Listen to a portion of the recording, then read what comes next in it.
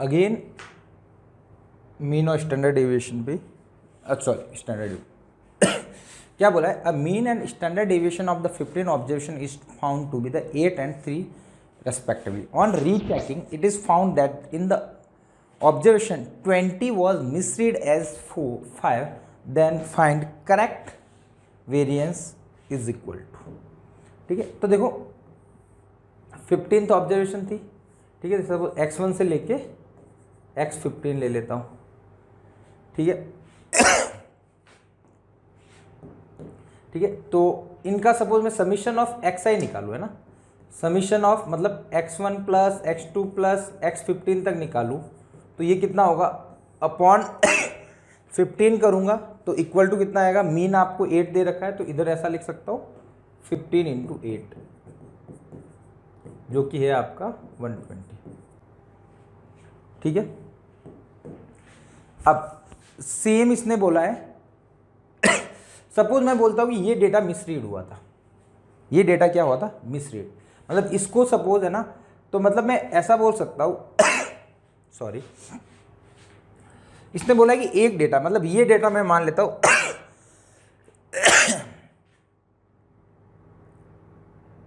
ये डेटा मैं मान लेता हूँ ये 5 मैंने रीड करा है यहाँ पे, ठीक है, सपोज ये डेटा 5 है ना, तो मतलब मेरे को बताओ x2 plus x3 plus x15 तक इनका सम कितना होगा, 120 माइनस 5 यानी 115। अब मेरे को एक्चुअल मीन, करेक्ट मीन बोलूं, करेक्ट मीन क्या होगा, इसका जो करेक्ट है ना इसको y बोल देता हूं, सॉरी, तो ये करेक्ट मीन क्या होगा इसका, y plus x2 plus so on x15 upon 15, तो ये करेक्ट मीन कितना हुआ, तो ये आपका y, करेक्ट y कितना है, ऑब्जर्वेशन वो 20 है, 20 प्लस इनका सम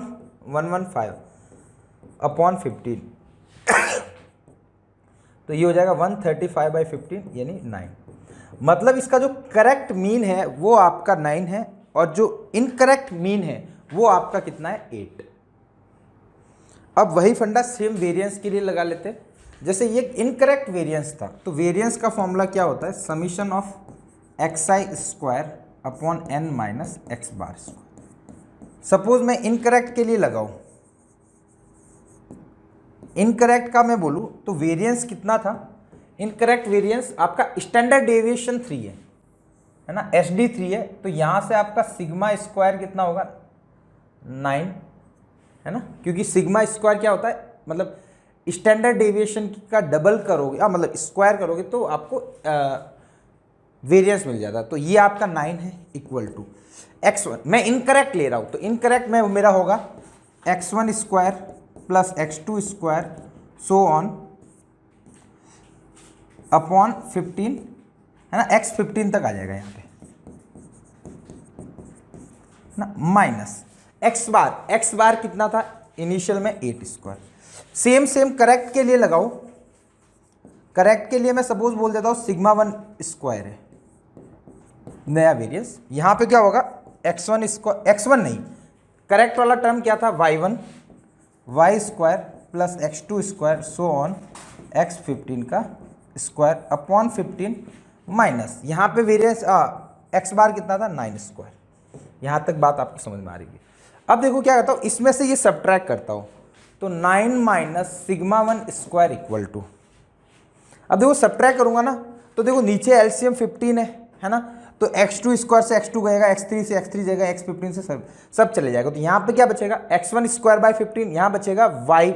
स्क्वायर बाई 15, तो आ जाएगा x1 square by 15 minus y square by 15 plus नहीं माइनस ही लगेगा, माइनस का 64 ये माइनस होके क्या हो जाएगा प्लस 81, तो ये हो जाएगा माइनस का 64 प्लस 81। बस अब सिग्मा 1 स्क्वायर निकालना, तो 9 माइनस सिग्मा 1 स्क्वायर, x1 कितना था आपका 5 का स्क्वायर करोगे 25, डेसिमल वगैरह में आ रहा है क्या, x1 स्क्वायर 25, चलो ठीक है 25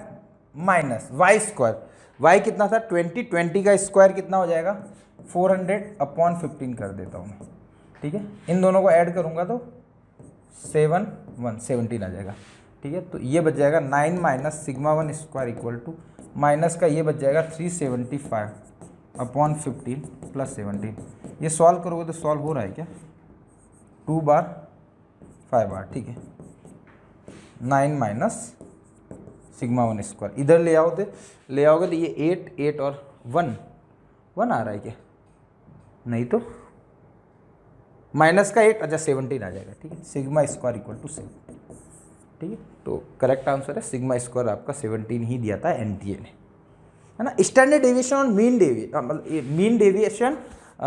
स्टैंडर्ड डेविएशन, वेरिएंस, है ना, और मीन, ये 4 चीज़ों के इर्द गिर्द ही क्वेश्चन आए हैं।